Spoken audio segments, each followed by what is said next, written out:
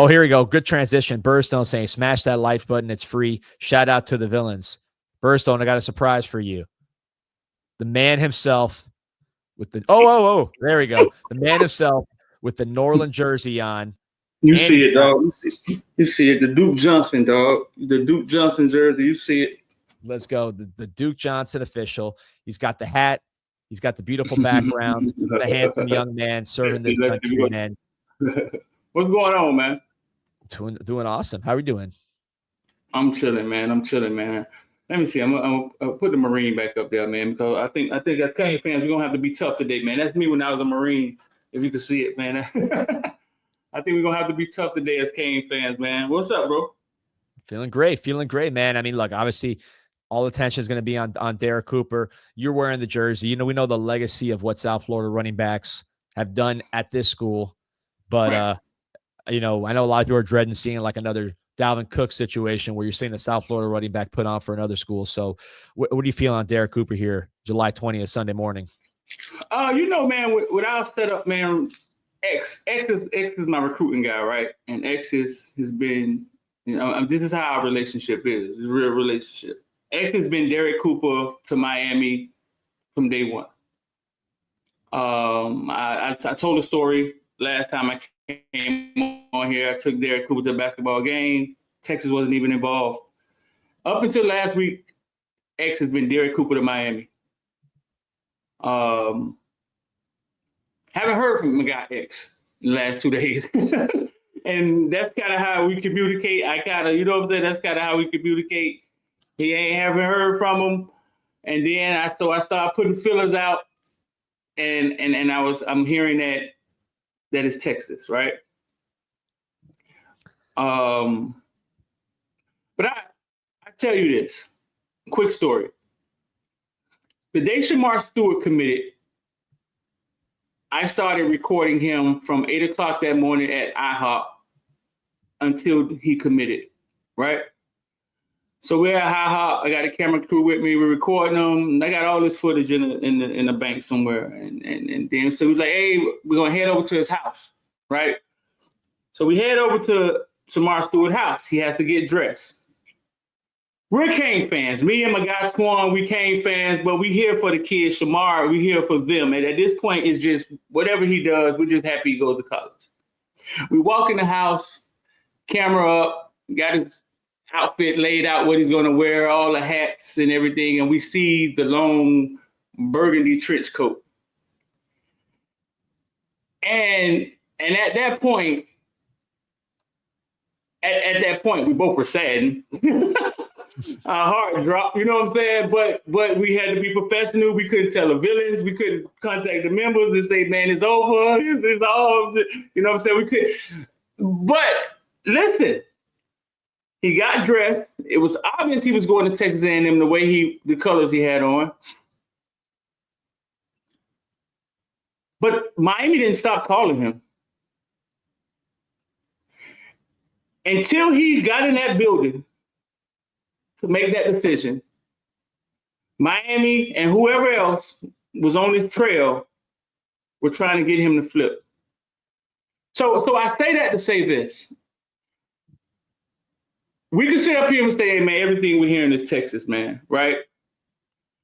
But I tell you, right now, Derek Cooper and his family are getting an onslaught, a barrage of missiles are being thrown at them. And it could be a Hail Mary in there somewhere, right? Yeah, man, you think of Jeremiah Smith, right? He had the edit from Miami made the night before. You know, I mean, these kids, it's more like football than people think, where it's like, it's a game, you know, like it goes to the buzzer. It's like, it's a real competition, and it's not just because someone throws a crystal ball in here or whatever. It doesn't mean it's necessarily set in stone. You know, we're not throwing money on Miami getting Cooper today, but you don't know. And then of course, you remember Broward County, Jordan Lyle, December, Ohio State flipped to Miami. Mark Fletcher, another Broward County running back, Ohio State, flips to Miami. So flips to Miami. Yeah. But the fans seem to forget those things, right? Shout out to my guy Bird, and I got two villains in here. Bird and King, man, y'all go get the villains, man. Tell them to come on over, man. Watch D-Money. Oh no, Bird stays promoting, man. Bird's the man. He's always promoting the villains, always promoting us, man. Bird he's a legend. That guy. Good dude out of Atlanta, man. Good dude. Hey, but the fans forget those wins, D. They don't remember when guys flip to us. You only remember the pain, right?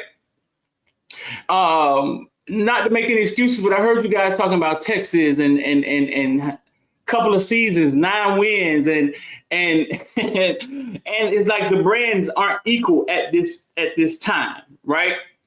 But I don't give any passes. Recruiting is you walking into a bar with your homeboys trying to see who could pull the hot girl. And sometimes it's about money. Sometimes it's about game. Sometimes it's about being relentless. But it's selling. It's selling. So that's how Mario and Miami has been able to do what they're doing with a 5-win season and a 7-win season. Mario is relentless on the recruiting trail. He doesn't give up. He's consistent. I think they got really creative. I think they jumped out there when they saw NIL and they started running while everybody else was looking and waiting. They started running.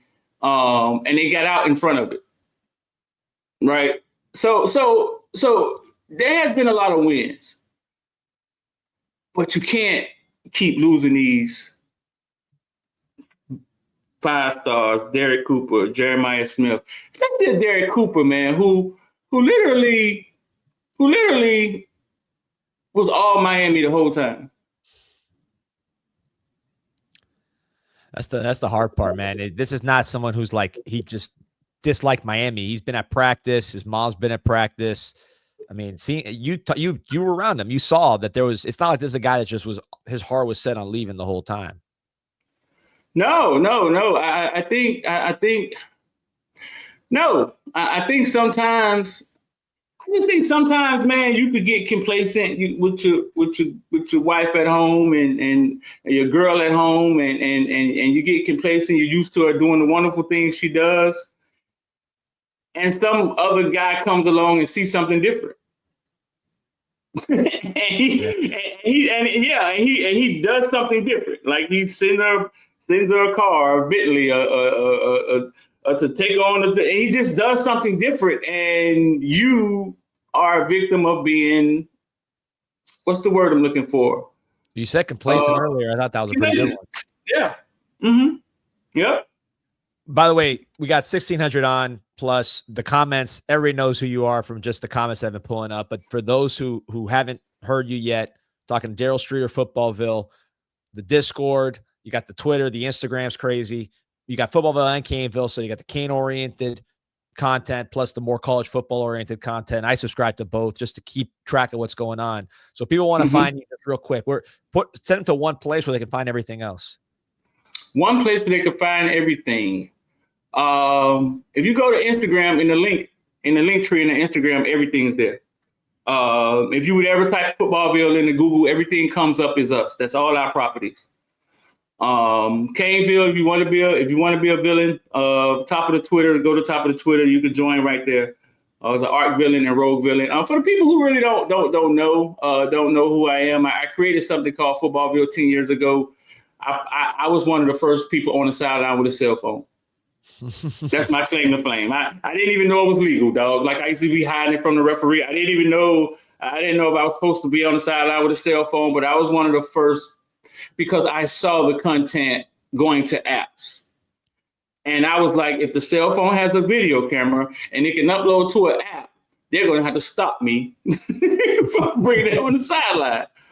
And I created something that has over maybe 1 million followers now across social media. But from that, we created Caneville because we were both huge Cane fans. And in order to service the Canes, we're credentialed with the Canes, we had to create a one-off, something that can service the Canes, and we can still service all the kids in the country in South Florida that goes to other places with Footballville. So for the people that don't know me, because some of these Cane fans are 21 years old, bro. They don't like. well, listen, that's part of the problem because question from Arab and he asked you, and let me take the first crack and I'll throw it to you. He goes, what's the difference between LSU and Miami? Those kids in LSU stay in LSU for the most part. So we played LSU in that Peach Bowl. You remember that game? That was 2000. That was December 2005, I want to say. So if you were born that day, you're almost 19, about to turn 20. So like that, when they beat us in the fight in the tunnel, and then they beat us like by 40 or something in the game, a low point in Miami Hurricanes history. That's when you kind of knew it was over for us and they were on the way up. They just won the championship too. So if you were born that day, you're 19, about to turn 20. It means you're already in college. So if these kids grow up seeing that, like they grew up in that world, they didn't grow up in the world where LSU was irrelevant. You didn't hear about them because Streeter, 80s, 90s, you didn't hear about LSU. LSU was like Arkansas. I mean, they weren't even in a factor in the situation until about 22 years ago. But that's what these kids grew up in. What was the question? The question was, what's the difference? Those kids stay. I don't think no kid stays. Like, what was the Trevante Simpson was from where? He was from Miami. No, he moved to Miami. Simpson was from Louisiana. Sorry, I was thinking Valentine. Trevante Citizen was from Louisiana. Yes, Trevante Citizen was from Louisiana. Yes, sir. I was Trevante Valentine. Yeah. I mean, Trevante Valentine was from a whole different story. Yeah. Greatest defensive lineman I ever saw, bro. Hands down. He flipped. We didn't know he was coming. So I think people just I don't think you pay attention. There's fans in Louisiana asking LSU, why can't we keep kids home? Because they're only paying attention to the kids that's walking away. I tell you this, after Jeremiah Smith, Calvin Russell, Derek Cooper, right? This is Miami knows. But listen, nobody is more hurt than them.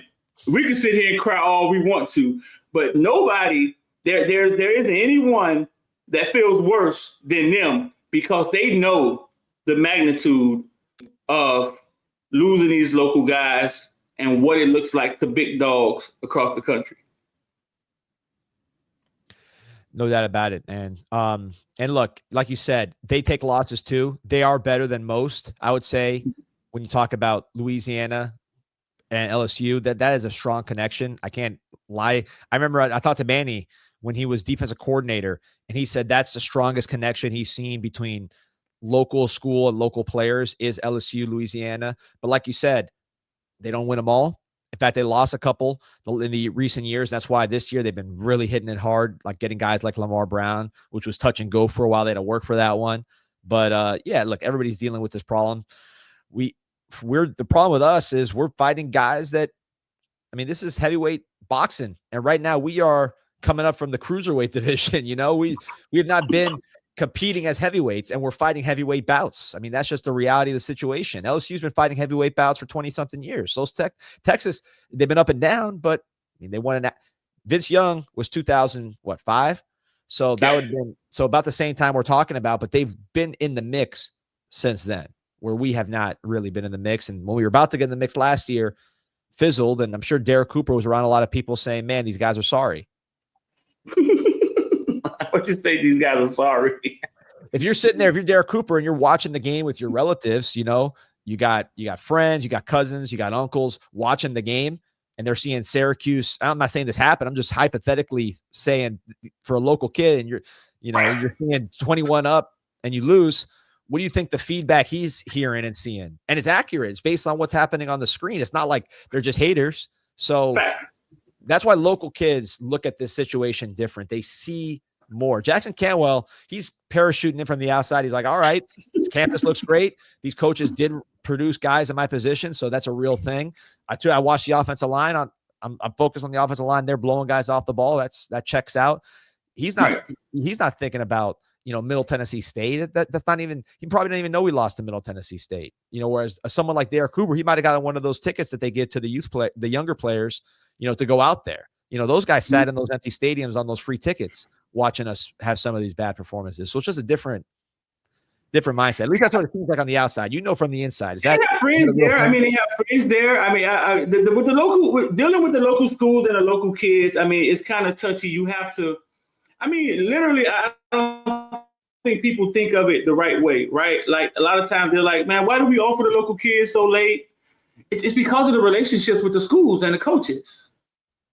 It's like it's delicate. Like you care about your local schools. You care about like so LSU could parachute in and you know what I'm saying, offer a kid, leave. Like they don't care as much, but you don't want your local schools bleeding over to the community. You got a kid, you ain't playing them. Oh, you're doing Edison kids wrong. You're doing Chaminade kids wrong. Like you don't want that locally. So you got to you handle those relationships kind of delicate, right? Then the kids have friends that are at the school. He may have a friend that's at the school for 2 years, ain't got on the field yet. Yep. Now, yeah. So it's a lot. It's a lot when you're dealing with locally. It's more noise. It's more noise. That's why I believe, man, there has to be a system of something created that captures the community, bro. Like you gotta make people feel good, like Apple. Like you gotta make people. Apple don't ever say shit is $9.99. They just make you feel good for buying a goddamn phone. You know what I'm saying? You feel cool because you bought the phone. And I'd be like, why? Why is that phone cooler than? You know what I'm saying? You have to make it feel cool to go to Miami in the community because it's so rich out here. I think it's worth it. And I think that's where they're missing. That's where they're missing the boat. You can't fight everybody. You can't fight every relationship with every coach. Do you know how it is out here with these coaches? I mean, they want to make $300,000 too. Yeah, and you can't hire somebody. Yeah. You hire one. You hire one dude from the community, local coach. There's 10 that are mad they didn't get that job. So people say, "Oh, you hired this coach. This is great for the community." A lot of times, to me, it does more harm than good because everybody else wants that job, and there's jealousy seeping in. So you better hire the guy that's actually helping you, not just doing it for community relations, because otherwise, you're going to create a lot of jealousy and animosity. That's at least what I've seen from the outside. Yeah, you can't. That's why I think Texas figured it out. Like Texas has a system. They have a system that connects to the high schools. And it's like a system where they pull coaches up, like they take turns. Like there's a whole system that they have that's connected to the high schools. And I'm like, why? Like, why wouldn't you do that if you're in the Texas or Georgia? If you're in Florida. Like, why wouldn't you create something so big that it services coaches in the whole state? This coach won 5 state championships. Maybe he get a chance to come be a G. Who knows? Anything, right? Like something to where you're capturing. That's the coaching side of it. But you got to capture the community. Like the entire state should feel like they're part of Miami, whether they're in Lakeland and they love Florida or not. But if you want to narrow it down, Dade, Broward, and Palm Beach, there should be. People should feel good when they see the Ibis. Just because they see it in the airport. But I'm not, you know what I'm saying? I ain't gonna give a soft, you know what I'm saying? They want to sit down with your boy. You know what I'm saying? I thought I was Mario one time. But just think iPhone, Apple. Kids tell me when I had my Android, I wasn't cool because my fucking text messages wasn't blue, bro. And I didn't even know what you're talking about. But that's the brainwashing of good branding.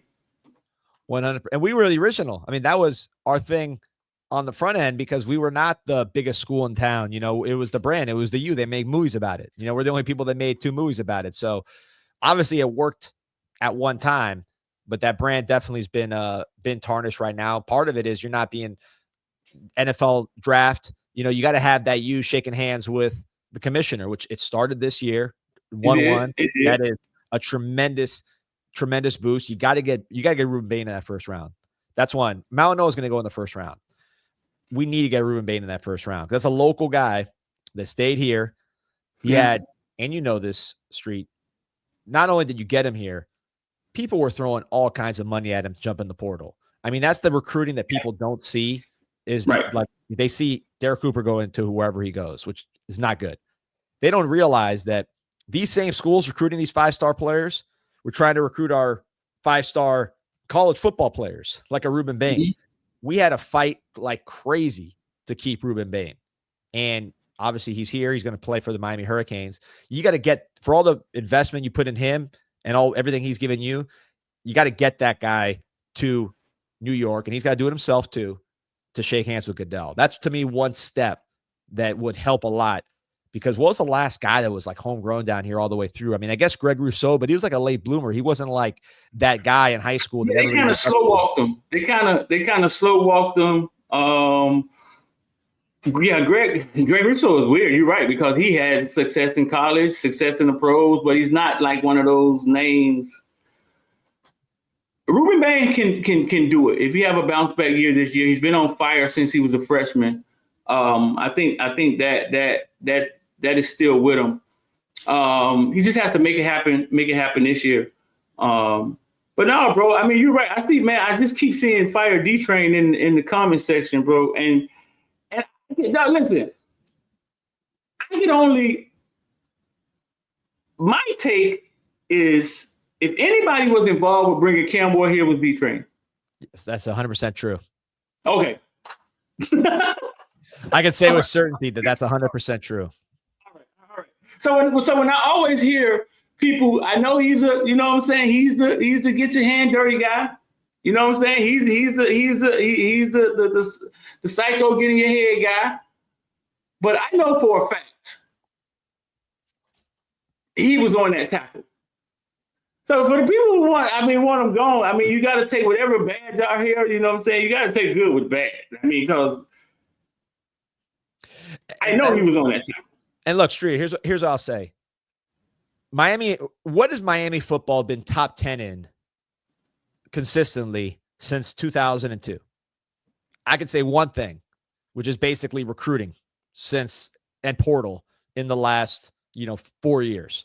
We've been basically does a talent acquisition, combine the recruiting and the portal. I think everybody would agree since 2022, we've been top 10 in that category. We haven't been top 10 anything else.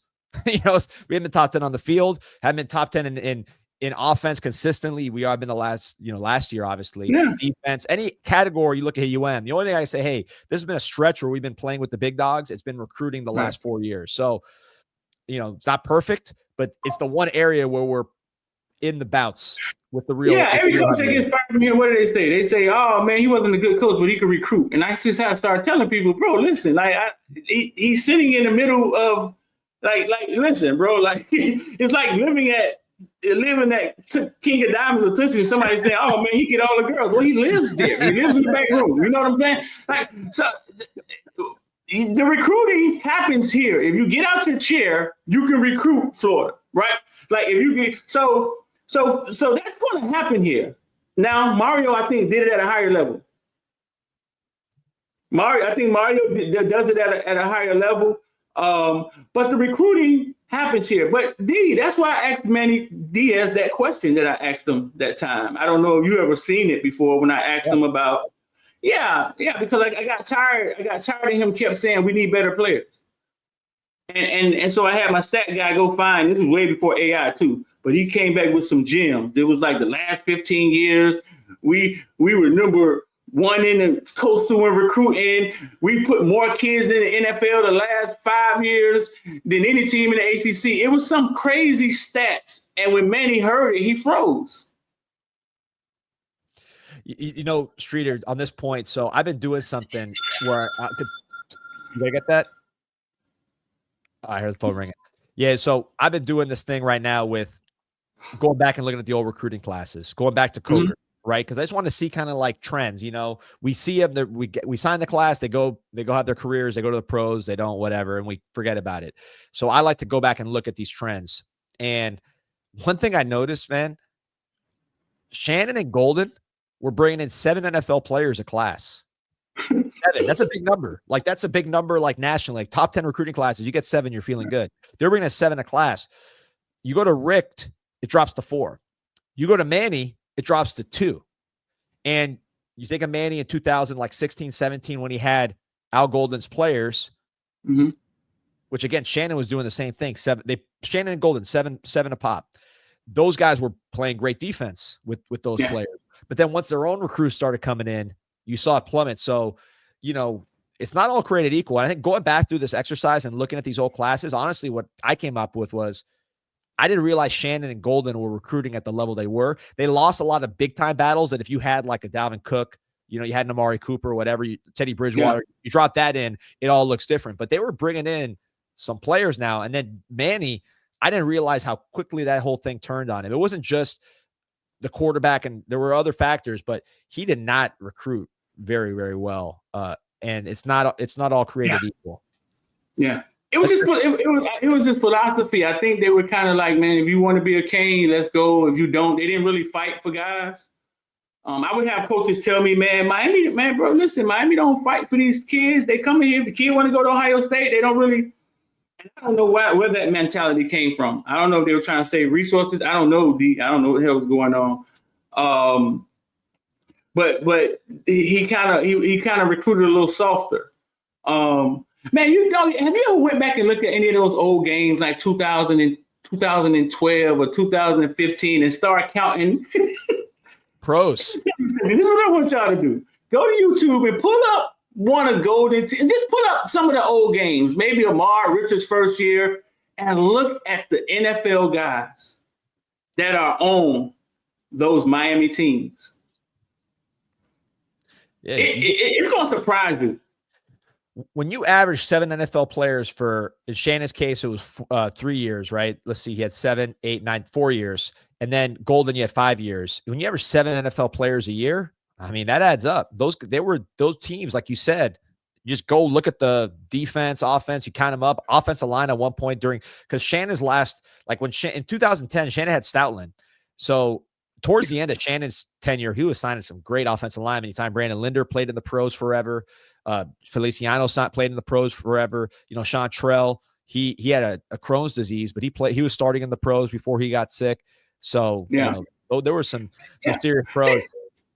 Think about, and correct me if I'm wrong. Like, think about the squad that had Stacy Coley, Barrios, wasn't it? Coley, Barrios, Herndon. Like, wasn't it like think about some of the offenses had all NFL guys starting from tight end to wide receiver.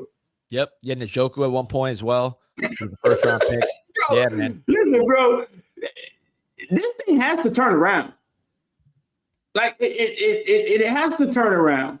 I asked Manny that question because the problem was, I think, the resources and the coaches that were being hired. You hire a Manny Diaz, first-time head coach, and then Manny Diaz hire guys that are on his level, or maybe, you know what I'm saying? Like, and it just trickled down to then now you got a G5 staff. Yep. Yeah. Right. So the problem was the hiring of the coaches. Like, at one point, bro, the last 4 or 5 coaches we had, none of them never went on to be head coaches again. It didn't turn around until Coker went to be a head coach. Sisters of the Blind, you know what I'm saying? Yeah, but everybody else, Golden, Shannon. Before Manny. Rick retired too. Who else we got in there? Golden, Shannon, Coker you mentioned, which was just like, I mean, he was the coach in the smallest school in D1. Right. Yeah, no, none of them. They didn't. But think about that. The guys we hired as head coaches never went on to be head coaches ever again anywhere else. Will Muschamp got fired from the Gators, and he was at South Carolina the next day. I mean, it was like those guys, they were getting other jobs, to your point. I got Daryl Tulloch's got a comment. He says, cut the small talk money. What has Texas done? What's Georgia done? It all comes down to money. That's what it is. It's like what you said, Street, about going into the bar and, you win or you lose. It's kind of like loser talk to me to say, hey, it's just money. When we beat Georgia for Cantwell, what did Georgia say? They were saying, hey, Miami's just throwing bags, man. Miami's just got the money. That's why that's why they got Cantwell and we didn't. It's like, it's just kind of like sometimes you lose and you make an excuse. Yeah, it's an excuse. It's an excuse. Can you think of a kid that we got from someone and it wasn't about money? It was kind of about, I think Texas Tech could have paid Carson Beck more money. Yeah, definitely.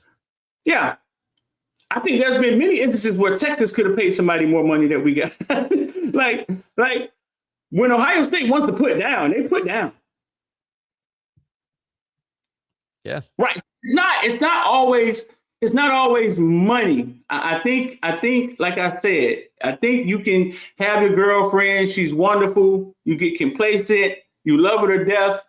Some guy sees her walking through Walmart, walks up to her, man, gives her $5,000, tell her he'll change her life. And it's like you just were complacent. Like you just were walking, you had her, you know what I'm saying? You were complacent. Some other guy opens up the bag, is the most beautiful woman he ever saw, and he does something that maybe you were capable of doing. You just was slow walking the thing. They're throwing around $5,000 in the aisles of Walmart. I thought maybe like Whole Foods or something like that, Fresh Market. I didn't know Walmart. They're throwing around $5,000 like that on the street. Bro, I think and that has nothing to do. It could have to do with money, but it has more to do with impact. I hear parents talk more about how they felt when they went to these schools. Yep. Yeah. I hear parents talk about more how they felt, like how they made them feel. A guy told me a story the other day about going to a school and the coach was fixing a go-kart on an official visit, and it felt real to him in cowboy boots and a cowboy hat. And he said it felt genuine, right? So it's more, you know what I'm saying? It's not always just money. Think about you and your child. Like if you had to make a decision, you think you'll be walking into school saying, "Hey man, the biggest bag wins." No, man, you teach your kid more. I know. The money they're throwing around now, the numbers I'm hearing, I might be doing that a little bit. I don't know. But yeah, but you reminded me of a story. The late Alice Collins, who passed away in a motorcycle accident. R.I.P. That was a tragedy. Running back for South Plantation. I remember he went to Arkansas, and people were like, at the time, like, you're going to Arkansas, that's got to be a bag situation, because who goes to Arkansas? And it turned out he went out there and he went to like some country bar, and they were doing like some hoedown, and he was having fun. He was just a different kind of kid that maybe we associate with Broward, whatever, Miami-Dade. So he just liked that. He liked that. He just liked that. It was just, everybody assumed it's got to be a bag. You're not going to go from South Florida to Arkansas without a bag, but every kid is different. Every family is different. They all like different things. It's hard to it's never just kind of one thing where you say, hey, this is what it is. At least usually not. Yeah, it's a lot of things, man. So the majority of guys play football are black, right? A lot of black families aren't business minded. They don't walk in saying, "Show me the money," like the movie. Like that's not how they are. That's not how the culture is. They're not business minded. They don't walk in thinking about. They may be thinking about it, but they don't initiate that a lot.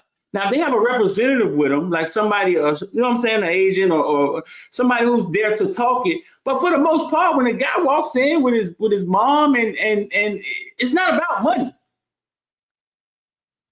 So you gotta connect, make that connection first. Yeah.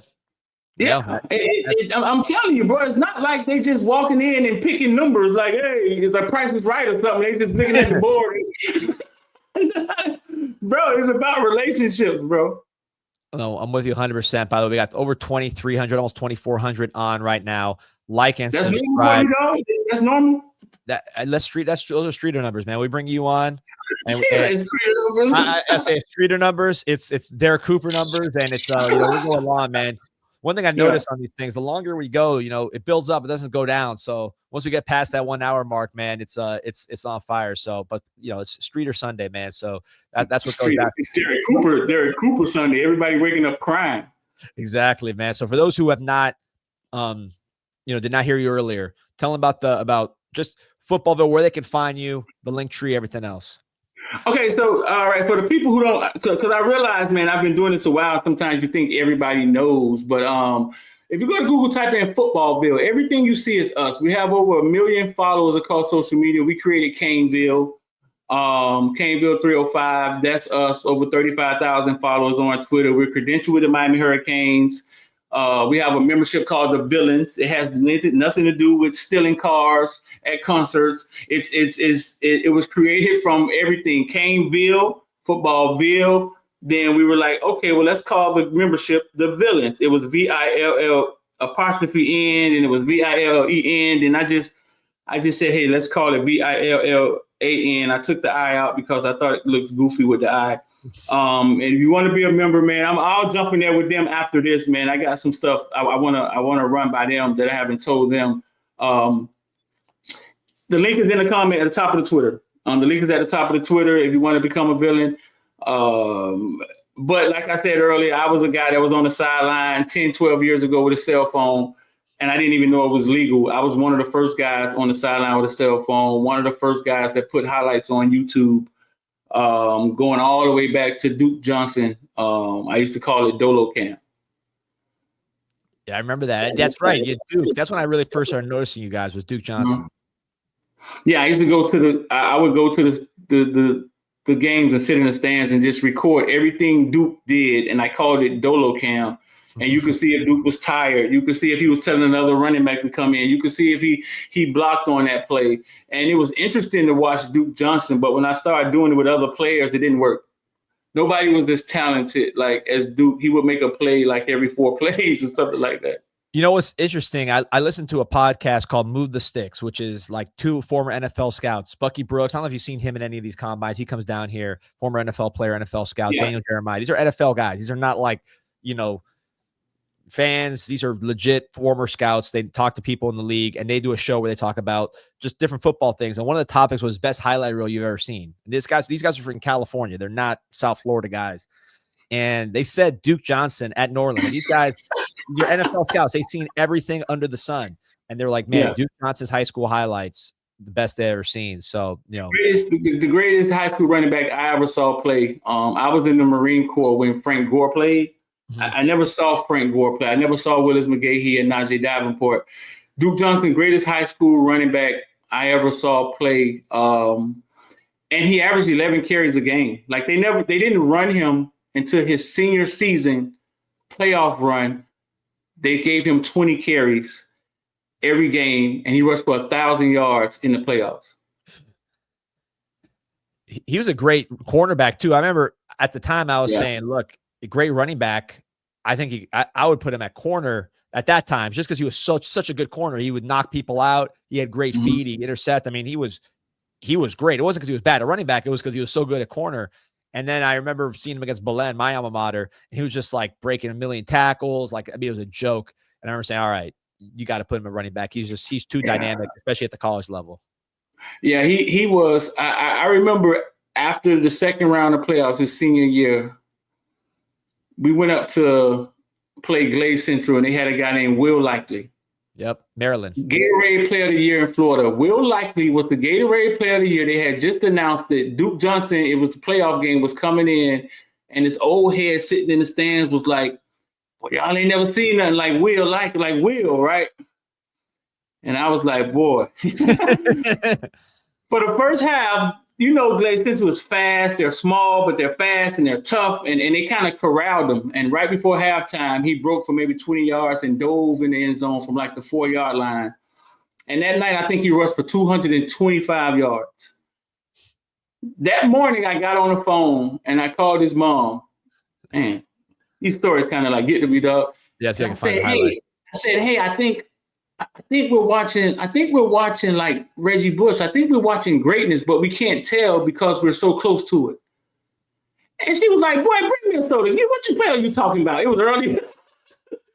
But I was like, I think we're watching Reggie Bush in high school, but because we know him as Duke Johnson, give me $5, and man, shut up. We couldn't see it. And the next game, he rushed for 300 yards, 3 touchdowns. The next game, they were down 21-zip. He had 100 yards in the first quarter versus the black team. They tried to cheat Miami out of there to go to state. He was up there versus Footballville was the only Palmetto. The other Palmetto, though. Yeah. Yep. by Tampa. Go Google New Orleans versus Palmetto. New Orleans down 21-0. Duke Johnson has 100 yards in the first quarter. Everybody's calling me like, man, what's going on up there? I'm the only media company there recording it. Edgerrin James is sitting in front of me. You can see him on the camera. He came to see Duke Johnson that night. I think Duke rushed for 360 yards, something crazy. And they came back and beat Palmetto and went to the state championship that night. But that people were calling me, I just treated like, what's going on, man? They finna lose. I was like, bro, he has 100 yards in the first quarter. I don't think Palmetto's gonna be able to hold up. I don't think they're gonna be able to hold up. And they could not. It was like they didn't game plan to stop him. It was nothing they could do to stop him, bro. You could type in Palmetto versus New Orleans, and the highlight you get should be mine, unless I hid it from everybody. There was no other media company there. Yes, trying to find. I gotta make sure I don't get a copyright hit right here, but I'm trying to find it right here. But yeah, man. I hide them. I make them private, but I think that one is still there. I got it right here. Hold on, I'm pulling it up. But yeah, man. I remember his first game in college against Boston College. I was up there. I was visiting some friends, and it felt like it was either his first carry or it was one of his first carries. He's going 40 yards for a touchdown, and right then you knew, this was what you saw in high school is what you were seeing. Here we go. Let me pull up there we go. Is you right here? Footballville TV, baby. Let's go. Yeah, man.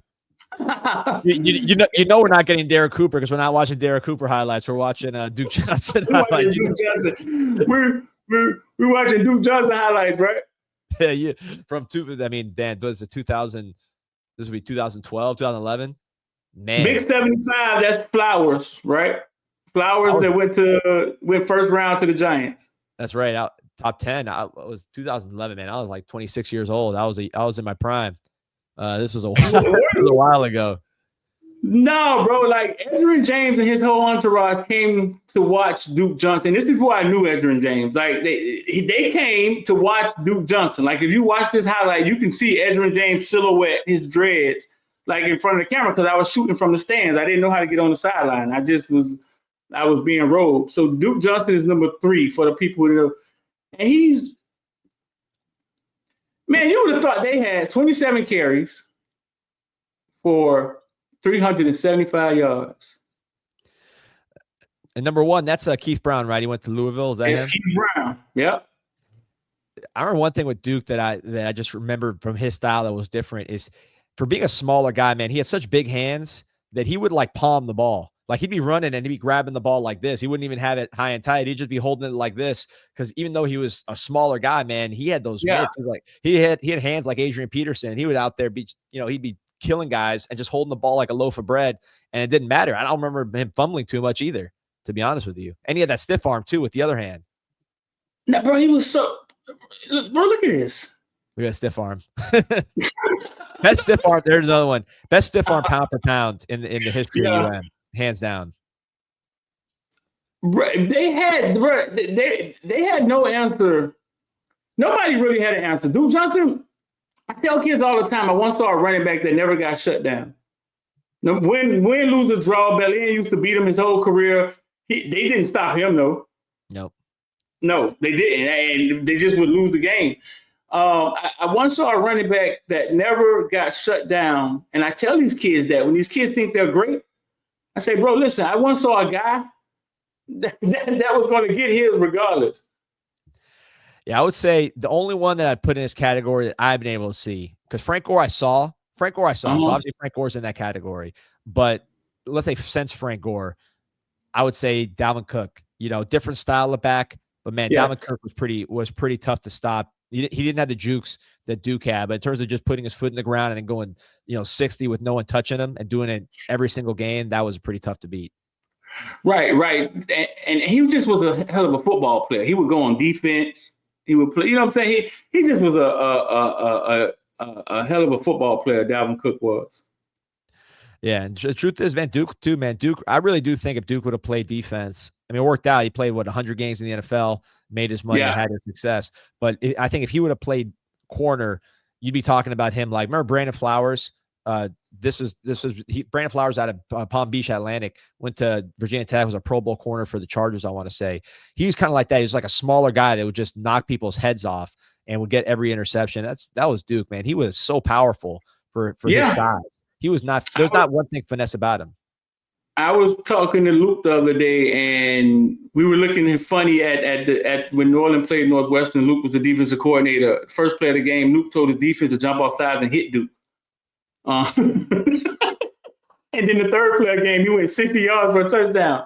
But Duke guarded Amari Cooper in that game. Oh, wow. Duke played both ways, and his assignment was to guard Amari Cooper, and he knocked the hell out of Amari Cooper one time. Man, that's another. I mean, that's the sad memory lane. Is some of these guys that if you just hit one, if you get an Amari Cooper, you get a Teddy Bridgewater, you get a Lamar Jackson, the whole thing. It's just we really were lacking aside from Duke in that era. Just those kind of like impact guys. We had a lot. Again, 7 NFL players a class, guys like this, but just that one dude to put us over the top. Which obviously a Teddy, a Lamar, a Davin. That guy makes it happen. Yeah. See, Duke. Okay, so check this. Duke Johnson wasn't going to anywhere else. See, if some people think it's money, I think Duke Johnson was offered a lot of money from Clemson. Clemson told him bring 5 of his friends. He wasn't going anywhere else because he wasn't leaving his mom. Like he didn't want to leave his mom, so he was going to Miami. And so it's a lot of different reasons. You look at that now, it's 21-20. They took the lead. A lot of different reasons why kids go to school, right? Every recruitment is different. Yep. Now this one, I don't even think he took visits, if I recall. This was the most locked-in player we've ever had in the Canes. Right, and it just was, hey man, I'm staying in Miami. I'm not leaving my mom. Like it ain't that serious to me. My uncles love Miami, like, and that was a simple recruitment for them to get one of the greatest running backs I ever saw play. Period. On that run right there, we just saw. So, only 2 players I ever seen that when they cut, they picked up speed and moved forward. You know, so like it was like they're hitting the turbo when they cut. Because usually when you cut, you slow down. You think of Reggie Bush, even as fast as he would cut. He had to stop, kind of make guys, fly by him. Duke and Devin Hester are the 2, and they weren't like they didn't run 10-3. I mean, Devin Hester was fast, but he wasn't the fast. Like Dorsett, I think in a race would beat a Devin Hester. Duke was really not that fast at all compared to some of these other guys we're talking about. Just in terms of 100-meter race. But when he's going downhill and he cuts and he picks up that extra bit of juice on the cut, I mean, that's what made him so unstoppable. I think both those guys, they just had that ability. That's a good comparison. I had never thought about that. Yeah, Devin Hester wasn't track fast. Everybody tells the story about Malachi Dad beating him in the foot race. Everybody's heard that story. Antonio Brown, De La. But on a football field, when he changed directions, there was no loss of speed. It's like what you just said. He changed directions at the same speed. You ever been skiing? No, I haven't been skiing. It's like that, man, because you're flying downhill. So when you turn, if you know how to ski, you're turning, but you're turning upfield. You're changing directions, but you're not like going sideways or like going side to side. You are cutting. Here we go. You are cutting downfield. So that's what it reminds me of. Really, it's like a skier, man, kind of going in between those little flags they used to have for those races. That's really what it reminds me of with that one. But if we got any defensive coordinators in the comment section, how does it feel for somebody to rush for 375 yards on you? Like, do you just throw your playbook down and start putting 12 men on the field, hoping the refs don't catch it? Like, what does that feel like, dog? And then what states too? That's another thing is like he led. Not only was he the show, but he took them all the way. It's like Sean Taylor. He not only was the focal point and did all his individual stuff, he carried the team, and they had a good team. They had good players. I'm not sure. I mean, they had NFL players on that team, but he really took them to where they went. Yeah. Yeah, they did have a few NFL players on that team. And I think Heidelberg called good games. Like he managed the game well with Duke. Like I said, he didn't start giving them 20 carries until this last playoff run. Like he would get 11 carries. He would get he averaged like 11 carries when I did the math. if he would have ran Duke the way they ran Frank Gore, I think Duke would have the rushing record in Florida. Oh, yeah. And I mean, look, they had a good offensive line, but you think of Duke at a place like Central where that offensive line was humming like nothing else, and the holes were like this big, even at that level. I mean, imagine him at that. He wouldn't even been touched because they had some guys that were not even a fourth of what Duke was, and they were still going down the, scoring touchdowns with these giant holes. Can you rewind it a little bit? Yeah, let me see. This hit, bro. Listen, like we don't even play football like this anymore. Like for the young people in here that think like watching this new 7-on-7 football, this right here used to be normal. Yeah. Like you can't even do this. You can't even do it in football anymore. Oof. Yeah, we were playing highlights from Brandon Merriweather, who was at Apopka, so he was up north. But his highlight reel when he was in high school was illegal. And he was like 170 pounds, and he was putting guys out just like this. Then he goes to college. He hit someone same hit against Clemson, I want to say, or Louisville. And the guy lost his spleen. They had to take him to the hospital and take his spleen out. Yeah. That exact hit right there on ESPN, national TV, man, just pop somebody exactly like that. It was dangerous out there over the middle. There you go. Option to Duke. Man. He was unstoppable. He was unstoppable this night, and this game was the game for the game to go to state.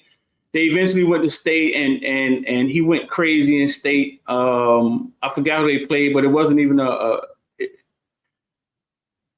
game wasn't even close. That was their second time getting to state. The first time they went to state, they got blown out by Tampa Tech, I think. Beat them bad, but Duke still had 180 all-purpose yards. Yeah, you're not going to stop him. Yeah, we got some questions here. There's a question from A-Rap talking about Willie Simmons at FIU. I'm curious. Miami head coach. No, not Willie Simmons. But Willie Simmons, though, I'm intrigued by the hire at FIU. I think and I like the staff he's putting together. I don't know him that well, but just seeing what he's done at other places and seeing just the approach of FIU, because FIU kind of did a million random things. They didn't really seem to have a plan. It seems like they might have a plan. Do you know anything about Willie Simmons and the staff that they're putting together at FIU? I mean, any thoughts on that? Well, I know he got a few Miami guys. What was amazing to me is what he did at FAMU, right? And at FAMU, he hired Manny Diaz's son. Manny Diaz's son used to wear the FAMU stuff. It was Willie Simmons who had Manny Diaz's son on his staff at FAMU. So HBCUs, not too many coaches come from HBCU over to Power 5, bro. It's almost like a bridge that was burnt and it doesn't happen. But when Manny got the job at Duke, he hired Willie Simmons as running back coach. And not shortly after that, now Willie Simmons is a head coach. And that doesn't happen a lot. That doesn't happen a lot in Power 5 football. Like the coaching fraternity is kind of ran by the agents, and they just shift guys around. The agents have, you know what I'm saying? These big agencies have the power, and they kind of just shift guys around to different places. But Willie Simmons went from FAMU to Duke with Manny. Manny paid it forward, and then now he's the head coach at FIU.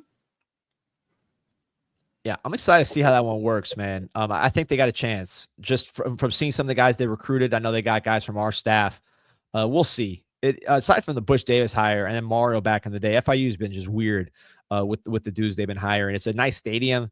Pitbull's got funding them now, so they did the state championships there. I mean, it was a nice setup. They should be better than what they are. So Street, listen, we got 3,000 on right now. Like and subscribe to this show. Check out Footballville on all the socials. Yes, sir. I can't keep you forever, even though I want to, because we'll probably be at 10,000 by the time you get out of here. So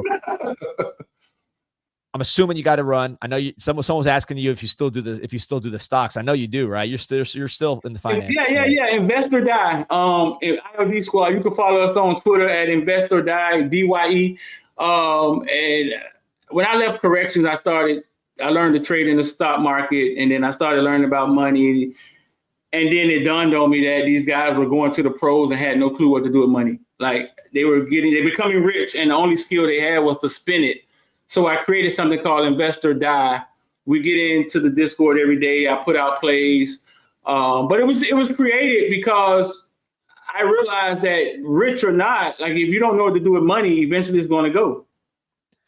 And and these guys becoming millionaires and only skill they have is to spend it and make people happy. The thing I've seen just from the outside, I'm an attorney by trade, so I just see this from the outside. But you'll have an agent, and then the agent will be like, you come to the agent, you're a young kid, right? You just made a ton of money. I mean, imagine being 21 making this kind of money, and you say, all right, well, I love a car, I love a house for my mom, I love some jewelry to look good, whatever it is. The agent's like, oh, I got you in every one of these. Here's the guy for the car. Here's the guy for the house. Here's the guy for the jewelry. Meanwhile, the agent's getting 10% kickback because it's all his guys that he's setting you up with. So it's a pretty good deal for the agent, but it's not necessarily tuned in for the financial interest of the athlete. Right. It's something that's thought about like an afterthought, because I think when you come from modest beginnings, you think $1 million, I'm set for life. And money's like water. If you're holding it in your hand, like it's going to run through your fingers. So I realized that, okay, so if you don't use money like a tool and place it somewhere, like a farmer, get the seeds, you put it in the ground, you grow the crop. If you don't use your money that way, then eventually you will apart from it. Yep. And it was like, oh, so they're doing all this hard work, getting to the pros, getting millions of dollars. And because they don't know what to do with it, they just slowly give it away, spend it, take it away, make people happy, may buy a house, forget to pay their taxes. Yeah, and it's like they got to lose the first $1 million to sit and wait and be like, okay, wait, we got to do something different. So I created Investor Die, man. I was talking about Bitcoin when it was 17,000. I mean, and I'm still sitting right here. I mean, so the video's all out there. Like Bitcoin's 120,000. The video's all out there. I would say, hey man, go buy Bitcoin. And so yeah, the proof is in the pudding. There we go. So Street, man, appreciate you joining us. Like I said, 3,000 on that's Sunday morning Streeter numbers right there. Check him out at Footballville, at Caneville, and is Investor Die, DYE? Did I get that right? Yeah, Twitter, Investor Die. Go to Twitter, type in Investor Die. You become, it's a Discord we create every day. I put out stock plays. I trade every day, different type of trading. But I put out stock plays every day. We talk trading. I give them plays. Or you can just text me, 786-405-9499. Just send a text and ask any question, any link. We'll shoot it to you. That's 786-405-9499. D, you know what, D? I'm gonna jump on here with y'all every Sunday. There we go. Sunday with Streeter. I love it. Yeah, listen, you said when you say I'm ready to jump on, I'm sending you the link. Period. That's how it goes. So, we're not the most organized guy. I don't really keep a good calendar. In the legal world, I keep a pretty good calendar. On the Canes world, I kind of freestyle a little bit. But when you send me that text and say, hey, I want to jump on, you're on, man. We're on every morning, man. So I appreciate you, man. I appreciate you on your platform, dog. You have a huge platform, bro. The power in free, right? Like the power in something being free is all about traffic, baby. You know what I'm saying? It's all about, 100%. And consistency, and like not trying to shutter off the world. I'm not trying to say, hey, we can't have Streeter on. So we don't want people going to watch him. I want people watching you, man. I want to watching us. I want let's. Like you said, bring it in tight, man. I know you're about the program and you're about the kids, and you're about honesty and representing it the way that we try to do. So always love having you on, and and letting you do your thing, man. Because this is like I said, 3,000 on, man. These guys can be there with their family. They can be at church, and they're out here talking about. Right? We're watching highlights from 2011, man. so man, I appreciate you, bro. So next Sunday. Yep. Okay. If I'm on, which I should be, you're on. Let's do it. All right. Free, man. Appreciate it. Shout out to the Villains, man. Villains, y'all. I'm about to open a Discord in the Villains, man. Talk to you guys about something. But, man, I appreciate you, man. We out. Take it easy. Yeah. All right. Let me get some sponsors real quick. Let me get you out of here. There you go.